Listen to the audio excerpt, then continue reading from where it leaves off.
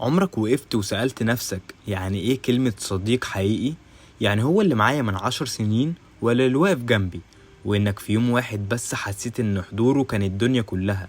انا عارف انك دلوقتي بدأت تفكر في الكلام، فهات بقى حاجة تشربها وركز معايا، وما تنساش اللايك والاشتراك في القناة. وزي ما انتوا عارفين ان احنا هنا في انتيكا بنحكي علشان نفهم نفسنا مش نحكم عليها. فيلا بينا نخش في الحلقة.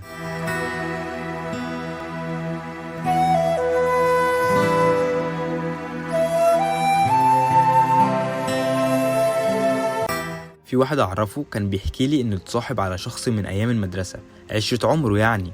بس لما اتزنق في موقف صعب جدا لقى كل المكالمات بتترد عليه بجملة انا اسف مشغول دلوقتي ومش فاضي، وحتى ما بيرجعش يساعد فيما بعد.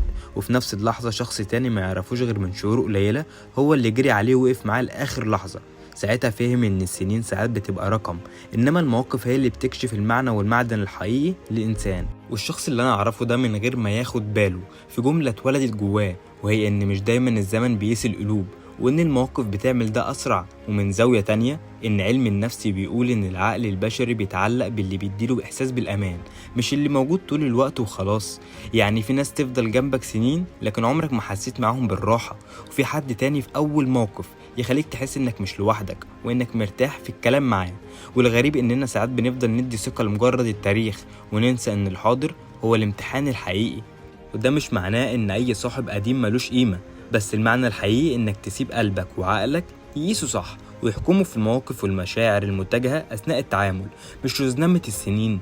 وتخيل كده إنك في يوم تقع وتقوم تلاقي إيد حد مش متوقعه هو اللي بيمد إيده ليك ويشدك.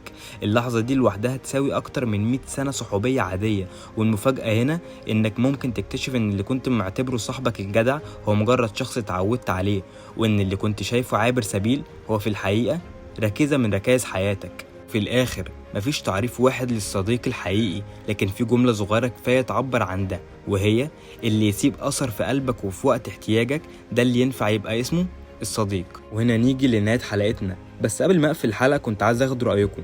الحاجات اللي انتوا حابين نتكلم عنها في الحلقات القادمة نقدر نستفاد منها، والحاجات اللي انتوا شايفين ان احنا المفروض نطورها علشان الحلقة تطلع بصورة احسن وبس. وهنا نيجي لنهاية حلقتنا، واتمنى الحلقة دي تكون عجبتكم، والى اللقاء في الحلقة القادمة.